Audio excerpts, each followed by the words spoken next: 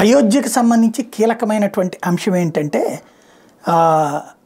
ఏదైతే పన్నూన్ ఖలిస్తానీ ఉద్యమ నాయకుడు ఉన్నాడు కదా, పన్నూన్ అనేవాడు అమెరికా వాడిని కాపాడుకొస్తుంది కదా, వాడిని చంపడానికి ప్రయత్నించిందంటూ గుప్తా అనేటువంటి ఒక వ్యాపారస్తుల్ని కూడా చెక్ రిపబ్లిక్లో అరెస్ట్ చేయించి అక్కడి నుంచి తీసుకొచ్చే ప్రయత్నం చేస్తుంది కదా. ఆ పన్నూన్ అనేవాడు ఇంతకుముందు ఎర్రకోట మీద దాడికి కారణం వాడే.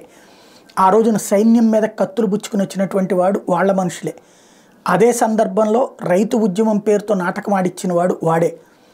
అలాగే ప్రత్యక్ష యుద్ధం చేస్తామంటూ మనకు సంబంధించినటువంటి ఎయిర్పోర్టులు ధ్వంసం చేస్తాం, విమానాలతో పేల్చేస్తాం, లేకపోతే కనుక ఆ మధ్యన వరల్డ్ కప్పు నాశనం చేస్తామని హెచ్చరించిన వాడు వాడే. ఇప్పుడు అయోధ్యలో రామ మందిరాన్ని ధ్వంసం చేస్తాం, రామ మందిర నిర్మాణాన్ని ధ్వంసం చేస్తామంటూ హెచ్చరికలు జారీ చేస్తున్నాడు. దీంతో భద్రత మరింత పెంచాల్సినటువంటి పరిస్థితి వచ్చింది. The UP anti terror squad has arrested 3 suspected Khalistani terrorists from Ayodhya on January 18.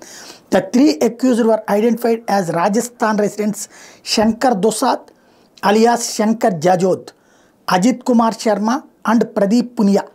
UP ATS arrested them during vehicle checking in front of the Tirmurti Hotel in Ayodhya. The crackdown took place after some people in Lucknow received a voice message allegedly from SFJ chief Gurpatwant Singh Pannoon. In the message, Pannoon was heard threatening UP Chief Minister Yogi Adityanath. ఒక voice మెసేజ్ని పంపించాడు యోగి ఆదిత్యనాథ్కి, నేను కూలుస్తాను నీకు చేతనైంది చేసుకోమని. వీళ్ళ దగ్గర ఆ వాయిస్తోనే ఉన్నారు.